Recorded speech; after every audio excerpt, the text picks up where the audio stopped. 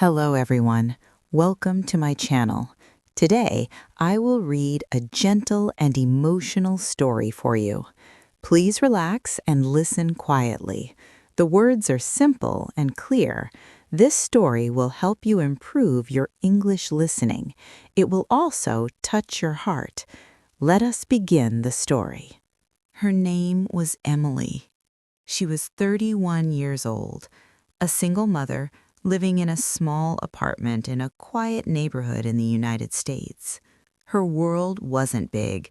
It didn't need to be, because her entire universe was her 5-year-old son, Noah. Every morning, Emily woke up before sunrise, not because she was disciplined, but because life demanded it. The alarm rang at 5:30 a.m. She didn't snooze it. She couldn't afford to.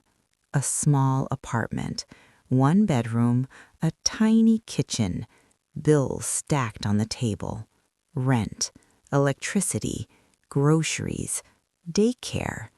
Everything depended on her.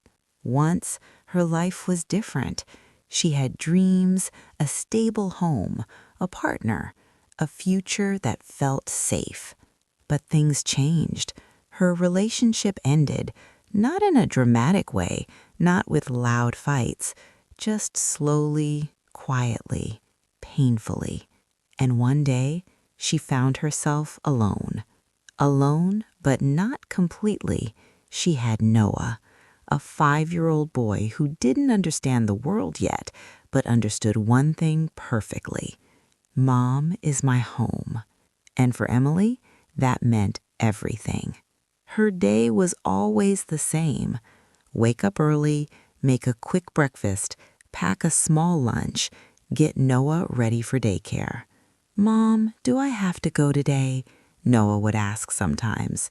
She smiled gently. "Yes, sweetheart, just for a little while." She would drop him off, watch him walk inside, and every time a small part of her heart stayed behind. Then she rushed to work. She worked at a local grocery store, not a dream job, not high paying, but it paid the bills. Barely. Long hours, standing all day, smiling at customers even when she was exhausted. Paper or plastic, she repeated hundreds of times. But behind that simple question was a woman carrying the weight of 2 lives. At night, she came home tired, cooked something simple, helped Noah with small school tasks, put him to bed, and then silence. That was the hardest part. When everything slowed down, her thoughts became louder. Some nights, she cried, quietly, so Noah wouldn't hear, because she didn't want him to see her broken. One night, Noah woke up. He saw her sitting alone. "Mom, are you okay?" She quickly wiped her tears, smiled. "I'm okay, baby." He walked to her, hugged her tightly. "I'm here." That moment changed something inside her, because in that small hug, she found strength, not for herself, but for him. And from that day, she made a silent promise. No matter how hard it gets, I will not give up. Life didn't become easier after that. In fact, it became harder. One day at work, her manager called her. "Emily, we need to talk."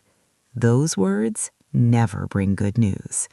"We're cutting hours, maybe even staff." Her heart dropped. Not again.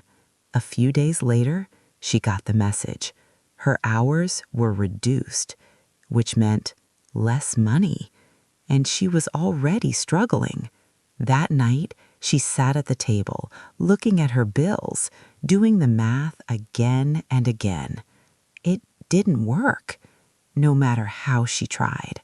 For the first time, real fear hit her. What if I can't take care of him?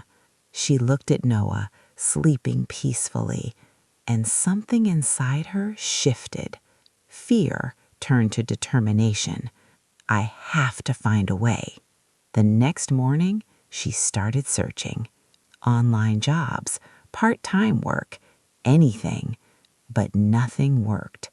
Either no response or not enough pay. Days passed. Stress increased. One afternoon, Noah asked, "Mom, can we get ice cream?" She paused, checked her wallet. Not enough. She smiled. "Maybe next time, okay?" Noah nodded. "Okay." No complaints, no sadness. But that moment broke her heart. That night, she didn't just cry.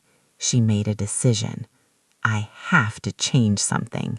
And sometimes change starts from the smallest idea. The next day, Emily didn't wait. She opened her old laptop. It was slow, old. Sometimes it froze, but it was all she had. She started searching work-from-home jobs, part-time income ideas, single mom extra income. So many options, but most of them felt confusing or unrealistic. She sighed, closed the laptop. Maybe this isn't for me. But then she remembered Noah. Ice cream. That small moment came back again, and she opened the laptop again. This time she searched something simpler, babysitting jobs near me. And suddenly, it felt possible. She didn't need special skills, no degree. She just needed to care, and that she already knew how to do. She created a small post online, simple words: responsible single mom available for babysitting, safe, caring, and experienced. She hesitated before posting. What if no one responds? But she clicked post anyway. Hours passed. Nothing. Then a notification. Someone replied. A woman from the same neighborhood. "Hi, I need help for a few hours in the evening. Are you available?" Emily's heart started beating faster. "Yes," she typed quickly. That was her first opportunity, small but real. That evening, she prepared everything, cleaned her apartment, arranged toys, made space. She wanted everything to feel safe, comfortable, because she knew trust matters. When the woman arrived with her child, Emily felt nervous. What if I mess this up? But the moment the child smiled, something changed. She relaxed, because this she could do. That night, she earned her first extra money. Not a lot, but enough. Enough to feel hope. The next day, she didn't wait again. She posted in more places: local groups, community boards, apps. Slowly, more messages came. Not many, but enough to keep going. Some days, she worked after her grocery shift, tired, exhausted, but she still showed up because now she had a purpose. Noah started noticing. "Mom, you work a lot," he said one day. She smiled softly. "I'm building something, baby."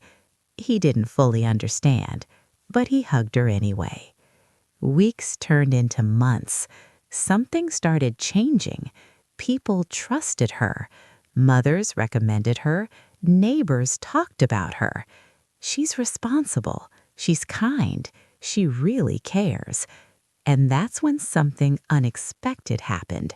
One parent said, "You're really good with kids. Have you thought about teaching them?" Emily paused. Teaching? She had never thought about it, but something inside her sparked. That night, she sat with her laptop again, but this time she searched something new: how to teach kids from home.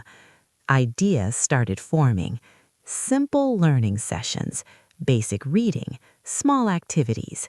She didn't plan something big. She started small. just like before. One child, then two, then three.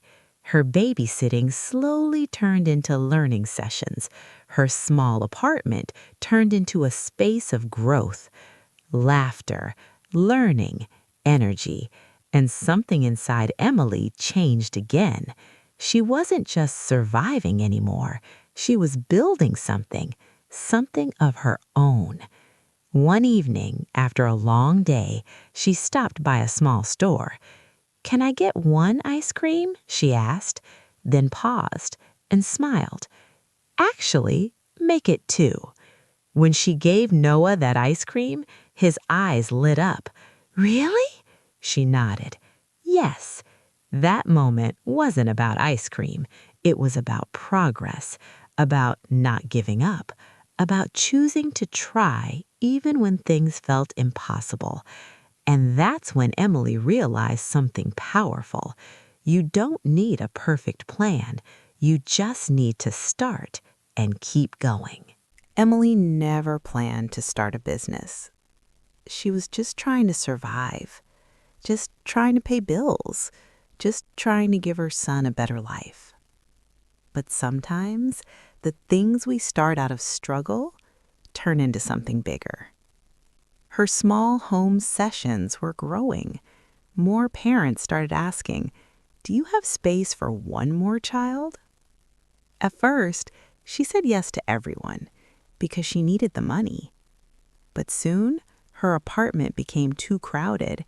Kids sitting close together, noise everywhere, no proper setup. It became overwhelming. One evening, after everyone left, Emily sat on the floor, tired, exhausted. She looked around. Toys everywhere, books scattered, chairs out of place, and suddenly she felt doubt. What am I doing? This is too much.